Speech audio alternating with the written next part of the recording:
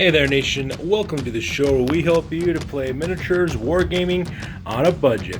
We are back with an episode of A Deathly Desire. This is our series of videos that are dedicated to the building, painting, and designing of our studio's 3,000 point Chaos Legion of Slaanesh army. Now, in this episode, you can see here, this is the second to last episode that we'll have for the series.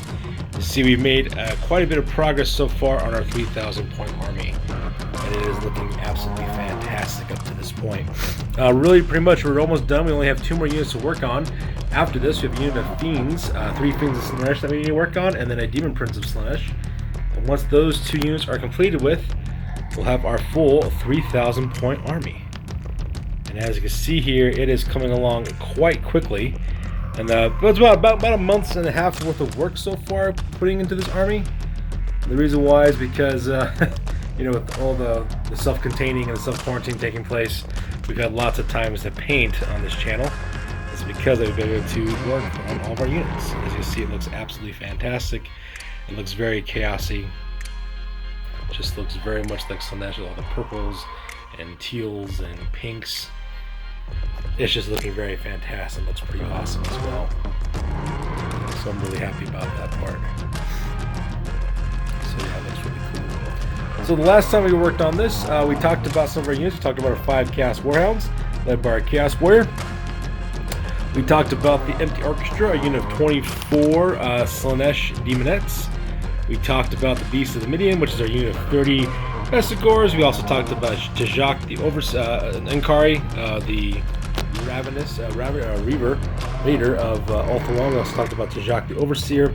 We talked about our 30 Bestigors. We talked about the Flesh Carnival, which is our Forsaken, led by Telemac and Laris, our Sorcerer Lord on Astidas Slaanesh. We also talked about the Depravity Enoch, as well as the Sign of Sulphur, 2 chariots. We talked about the Infernal Blades, or Chaos Marauders, with Wolfric the Wanderer. And we also talked about, to call out the Denied One, our Gorbeast chariot. So we talked about all those units so far. And now we have two brand new units into the fold. We have a unit of 5 Seekers of Slaanesh. That is this unit of lethal ladies over here. These are Demonettes riding upon Steeds of Slaanesh. And we also have our Nightkin, which is a unit of 5 Hellstriders of Slaanesh. As you can see here, the light cavalry options for both of our armies are fully completed, and they look absolutely fantastic. I'm just really happy with the way the results really came out on these guys. So the interesting thing about cavalry miniatures is actually, when you think about when you paint up cavalry miniatures, you're actually painting up 2 different models, not just one miniature.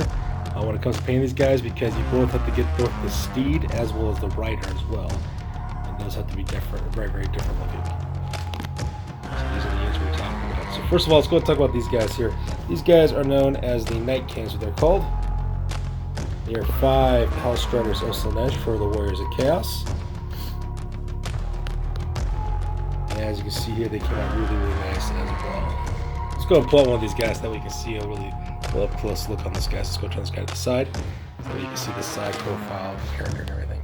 So as you can see, we decided to go with a purplish flesh for the underbellies for the flesh, and then a dark black for the scales, marked up with turquoise for like the fur and stuff. And the rider, as you can see, we just kind of gone with purple trousers, silver and gold metal and armor. And we also equipped him with spears. And you can see here the spear has kind of grown into the guy's arm. Kind of mutated there. It looked really cool. Now, people are probably wondering, you know, Commander Cheapskate, why did you do spears and that with the Hell Scourges? And there's only one real simple reason why that was the case. And the reason why is because painting Hell Scourges would have been a real pain, because those things are super flexible plastic. They also snap very easily, and they also would have broken very easily as well. So because I decided to skip that and just go with spears, because it's just easier for me. I'm kind of lazy painting. You can see we did our little cheapskate paint method. I do have a tutorial that will be coming out later on that will show you guys how to quickly and cheaply paint these guys up as well. As you can see, it just looks really awesome as well. The Zeno is actually kind of interesting because originally it was supposed to be just gold helmets, golden leg armor, black harnesses, and black pants. But as I was painting them about halfway through, I realized that the design concept was not looking really good.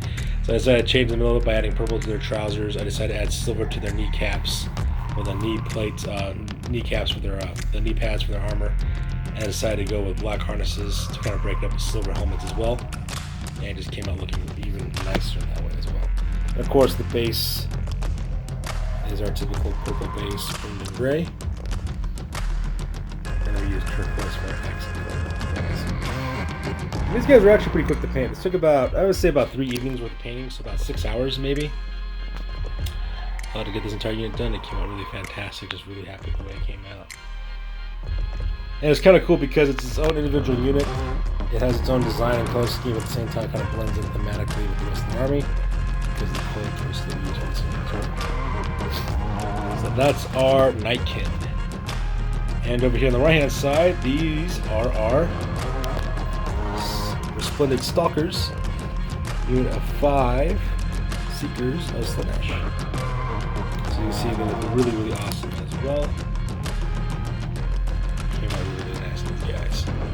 Really happy with the paint job that came out with these beautiful ladies. Let's go and take out one of these so that way you guys take a look at the side profile of this. Let's get that one right here.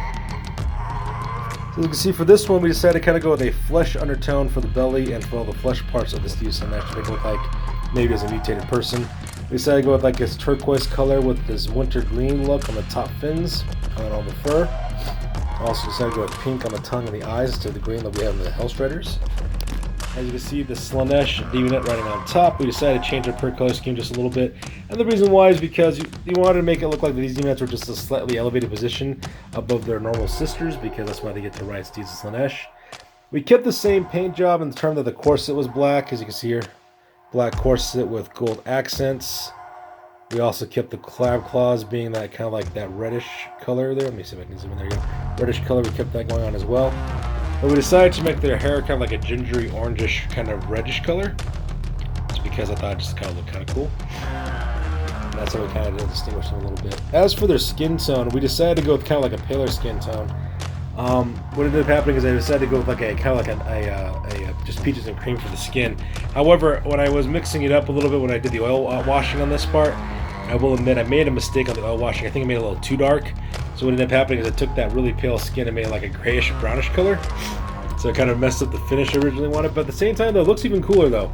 I am happy with the way it looks. It looks like I have gray skin with this bright orange hair, and just not, it contrasts nicely with the pale skin over here. So it looked really, really cool.